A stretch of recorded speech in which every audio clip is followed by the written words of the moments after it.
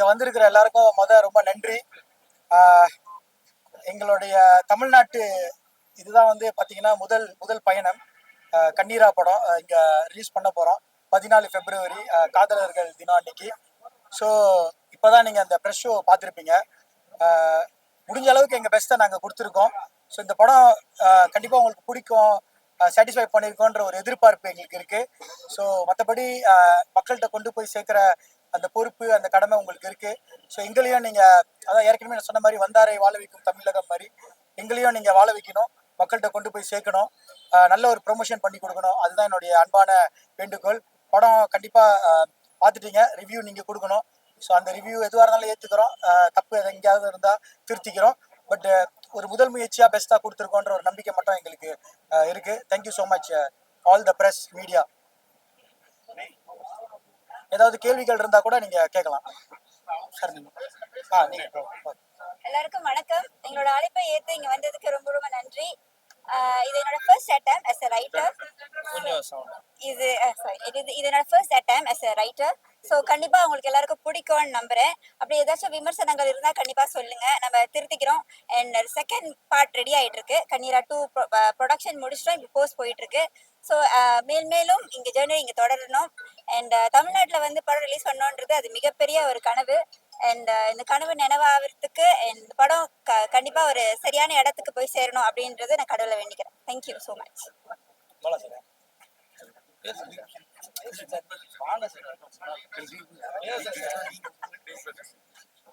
அனைவருக்கும் வணக்கம். எங்கள் உத்ரா ப்ரொடக்ஷனுடைய கண்ணீரா இன்னைக்கு பத்திரிகையாளர் முன்னில படம் காட்டியிருக்கோம். ஸோ இந்த படம் என்ன பேச வருது அப்படின்ற ஒரு கருத்தை உங்களுக்கு என்ன தோணாலும் அதை பதிவு செய்யலாம். ஏன்னா இன்னைக்கு தமிழ் சினிமாவில் ஒரு சின்ன படம் எடுத்து திரையரங்களை கொண்டு வர்றதுன்றது ஒரு மிகப்பெரிய சவாலாக இருக்கு. தொடர்ச்சியாக நாங்கள் டிஸ்ட்ரிபியூஷனாகவும் நிறைய படங்கள் பண்ணிட்டு வந்துட்டு இருக்கோம். ஸோ அந்த மாதிரி ஒரு சமயத்தில் கண்ணீரான்ற படம் தயாரித்து கொண்டு வந்திருக்கோம். ஸோ இது முழுக்க வர காதலர் தினம் February 14 அன்னைக்கு ரிலீஸ் ஆகுது. ஸோ நிறைய படம் கிட்டத்தட்ட ஒரு 10-11 படம் வருது. ஸோ இந்த 10-11 படத்துல கண்ணீரான்றது எந்த அளவுக்கு அங்கீகரிக்கப்படும் அப்படின்றது உங்களுடைய ஒரு எழுத்துலையும் நீங்க கொண்டு போற இந்த பப்ளிசிட்டிலையும் மக்கள்கிட்ட கொண்டு போய் சேர்க்கிற விதத்துல தான் இருக்கு. ஸோ இந்த கண்ணீரா ஒரு மிகப்பெரிய அளவுல சேர்த்து ஒரு வெற்றி படமா கொடுத்தீங்கன்னா இன்னும் நிறைய இந்த மாதிரி நல்ல தரமான ஒரு சிறு முயற்சிகளை நாங்க தொடர்ந்து செய்யறதுக்கு ஒரு ஊக்கமா இருக்கும். அனைவருக்கும் நன்றி.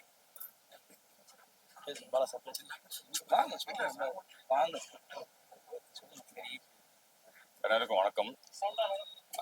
இந்த படத்தோட ஈபி நான். ஸோ இந்த படத்தை ஹரித்ரா சார்ட்ட கொண்டு வந்ததில் உண்மையில நான் சந்தோஷப்படுறேன். நான் ஃபர்ஸ்ட் இந்த கதையை கேட்டபோது ஒரு நல்ல படைப்பாக இருக்குது, இந்த படைப்பு உருவாகிறதுக்கு ஒரு நம்மளும் சப்போர்ட்டாக இருக்கும்னு நினச்சது. ஸோ அதை நல்ல விதமாக சார் கொண்டு வந்து சேர்த்துருக்காங்க.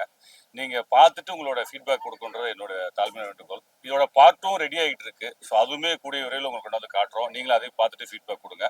பட் உங்களுடைய ஒரு எழுத்தும் உங்களுடைய ஒரு விமர்சனம் தான் இந்த படம் எல்லா இடத்துலையும் போய் சேரும். ஸோ உங்களுடைய ஒத்துழைப்பு எங்களுக்கு வேண்டும் கேட்டுக்கிறேன். நன்றி.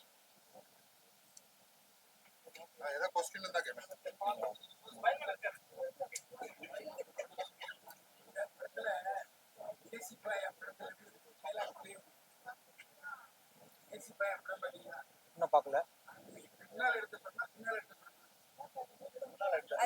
அதுக்கு கண்டிப்பா அதுக்கு முன்னால எடுத்த படம் தான். ஆமா,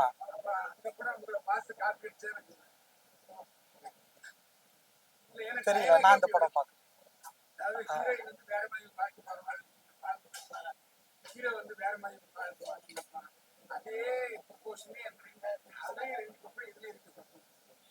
அப்படியா? ஏன்னா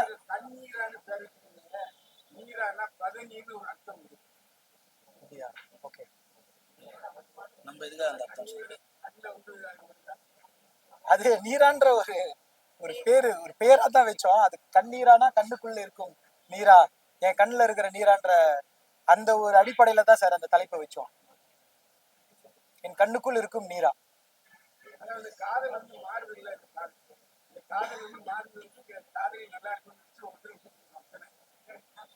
ஆமா,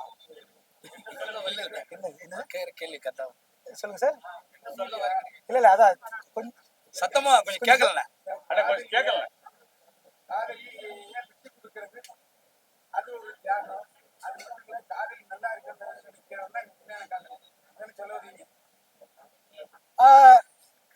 அது இதுல வந்து ரெண்டு விதமா நம்ம பார்க்கலாம் சார். என்னன்னா ஒண்ணு, அந்த காதல் வந்து வேணும்ன்ற ஒரு அடிப்படை இருக்கு. காதலை வந்து எனக்கு இந்த காதல் வேணும்ன்றது ஒண்ணு, அதனாலதான் இந்த இன்னொரு காதலியை விட்டு கொடுக்குறாரு. பட் ரெண்டாவது வந்து என்னன்னா, அந்த காதலை வந்து நம்ம ஃபார்ஸ் பண்ணி எடுக்கக்கூடாது ஒரு பெண் இருந்து. அது அந்த இயற்கையை அமைச்சு கொடுத்த மாதிரி தான் கடைசியில அது அது அவங்க சேர்றாங்க பாத்தீங்களா சார். ஸோ அதனால ரெண்டு விதமா பார்க்கலாம். பறிக்கிற மாதிரி இல்ல, விட்டு கொடுக்கறது இருக்கு. பட் அது ரியலா நடக்கட்டும், ஜெனுவினா நடக்கட்டும் அப்படின்ற அடிப்படையில சார் இந்த காதல் போது கண்ணீரா தலைப்பு கதை. ஆமா, அதை விட்டு கொடுத்துதான் சார். நம்ம ரெண்டு விதமா பார்க்கலாம் சார். என்னன்னா, மொக்க அப்படின்றத தாண்டி காதலுக்கு கண் இல்லைன்ற மாதிரி தான். ஒரு அழக பார்த்து வர்றது இல்லை. நம்மளுக்கு சில பெண்களை பிடிக்கும், அவங்க அழகா இருக்கணும்ன்ற அவசியம் கிடையாதுல்ல. லைக் மனசால அவங்களை நம்ம கனெக்ட் பண்ண முடிஞ்சிட்டாலே நம்ம இவ்வளவுதான் அழகு. ஏன்னா ஒரு ஒரு அந்த ஹீரோ இருக்கிற ஒரு இடத்துல வந்து இன்னொரு அழகிய போய் தேடுறதுக்கு தாண்டி எனக்கு மனசால செட் ஆகுற ஒரு கேர்ள் தான் வேணும்ன்ற மாதிரி தான் அந்த அந்த அந்த காதலின் அந்த டைவர்ஷன் நடக்குது பாருங்க சார். என்ன சார்? இல்ல, அது ஒரு அம்சம் தானே, அது ஒரு அம்சம். நம்ம கனெக்ட் பண்ணும்போது அவங்கள்ட்ட இருக்கிற அந்த பிளஸ்ஸை பாக்குறோம். அந்த காதல்ல அந்த காதலிட்டு இருக்கிற அந்த பிளஸ் என்ன, அதுல சில வார்த்தைகள் ஒரு டைலாக் மூலியமா அப்படி சொல்லியிருக்கோம் தவிர்த்து அதுக்காக அந்த காதல் இல்லை. அந்த பெண் வந்து அழகா இருக்காங்களோ இல்லையோ, அழகை விட்டுட்டு இந்த பெண் கூட என்னால வாழ முடியும்ன்ற ஒரு டிசிஷன் எடுக்கிறதுனாலதான் அவரு போறாரு இந்த பொண்ணை விட்டு. கண்டிப்பா. ஏன்னா காதலர்கள் வந்து நம்ம என்ன சொல்றோம்னா, அழகு மட்டும் காதல் கிடையாது, அதை தாண்டி நிறைய இருக்கு அப்படின்னு சொல்லி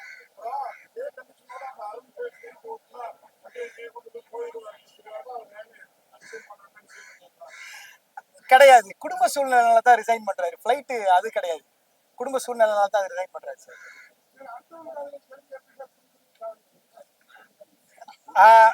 அதான் சார், அடுத்த ஒரு மனைவி தான் இப்ப கான்ட்ரோவர்ஷியலா போகுது. காதலின்றது ஸ்டில் அங்க ஒரு ஓப்பன் ஒரு வாய்ப்பு இருக்குதா. பட் அது அவரு பிடிச்சிருக்கு, எக்ஸ்பிரஸ் பண்றாரு. கிடைக்குதோ இல்லையோ, அவரு அந்த கேரக்டர் ரொம்ப ஸ்ட்ரெயிட் ஃபார்வர்டான பர்சன். எப்போதுமே மனசுல படுறத டைரக்டா போய் கேட்கிற ஒரு ஆள், தயங்காம கேட்கிற ஒருத்தர். ஸோ அந்த அடிப்படையில் தான் கேட்கிறாரு. பட் அதை பறிக்கணும்ன்ற எண்ணம் இல்லை, ஏதோ ஒரு விதத்துல அது நடந்திருக்கு, ஹேப்பன் ஆகிருக்கு, கிடைச்சிருக்கு, அதுதான் கதை சார். தெரியல சார், உலகம் பூரா கூட இது நடக்கலாம். இப்ப இருக்கிற கரண்ட் ட்ரெண்டுக்கு நடக்குது.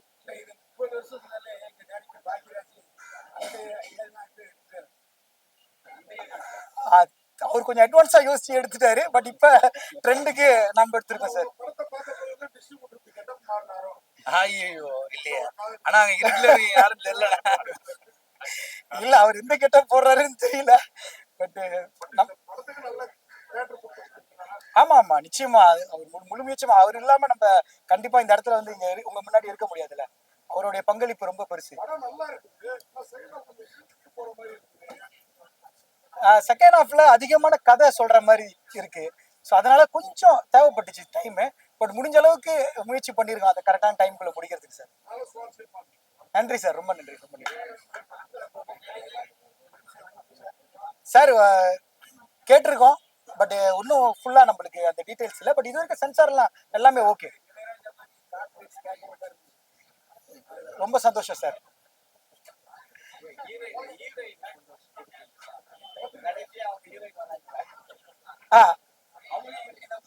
இல்ல, இந்த கேள்வி வந்து நிறைய பேர் கேட்டாங்க. ஏன்னா ஏற்கனவே ஃபிலிம் ஃபெஸ்டிவல்ல அனுப்பணும், அந்த கேள்வி இருந்துச்சு சார். பட் எங்களுடைய நோக்கம் என்னன்னா சார், அழகுக்கு இன்னொரு அழகு ரிப்ளேஸ் பண்ணக்கூடாதுன்னு தான் பார்த்தோம். ஒரு ஹீரோயின் அழகா இருக்காங்க, இன்னொரு ஹீரோயின் ரொம்ப ஒரு சுமாரா நம்ம கனெக்ட் பண்ற மாதிரி, நம்ம பக்கத்து வீட்டு பெண் எப்படி இருப்பாங்க அந்த மாதிரி ஒருத்தர் லவ் பண்ற மாதிரி தான் அந்த கதை வந்துச்சு. ஸோ அதனாலதான் ரொம்ப அழகு ஈக்குவலா இந்த அழகியை விட்டுட்டு இன்னொரு அழகிட்ட போறாருன்ற மாதிரி ஆயிடும்.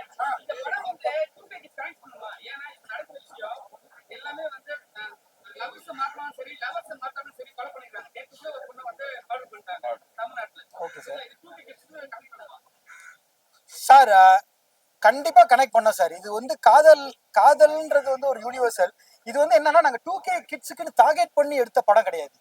இது வந்து சின்ன குழந்தையில இருந்து பெரியவங்க வரைக்கும் முகம் சுளிக்காம ஜனரஞ்சகமா இருக்கணும்ன்றதான் எங்களோட ஐடியா. பட் அஃப்கோர்ஸ் அந்த யங் ஜென்ரேஷன் தான் அதிகமா இந்த மாதிரி ஒரு கதையை விரும்புவாங்கன்றது தான். பட் 2Kல நிறைய குழப்படி இருக்குதான். பட் அது நாங்க அங்க வைக்கல. நம்மளுக்கு வந்து என்னன்னா ஒரு டீசன்சின்னு ஒண்ணு இருக்கணும். பட் அதை தாண்டி நாங்க அது அந்த மாதிரி எழுதல சார். காதல் உலகம் பூரா ஏத்துக்குவாங்க சார். ஸோ இது நம்ம காதல் தானே, அந்த உணர்வு தானே நம்ம சொல்ல வரோம். அதனால கண்டிப்பா ஏத்துக்கணும். இது ஒரு உண்மையான கதை சார்.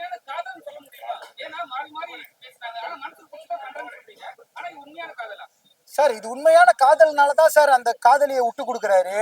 அந்த ஒரு பொண்ணை வச்சுட்டு இன்னொரு பொண்ணு கூட கேம் விளையாடக்கூடாது அப்படின்ற ஒரு அடிப்படையில தான் சார். சார் நம்மளால ஒருத்தவங்க கூட வாழ முடியலன்னா கண்டிப்பா வந்து நம்மளுக்கு ஒரு ஒரு ஒரு ஒப்பீனியன் இருக்கு மாத்தணும்ன்றது. பட் அது சரியான முறையில பண்ணணும்ன்றது தான்.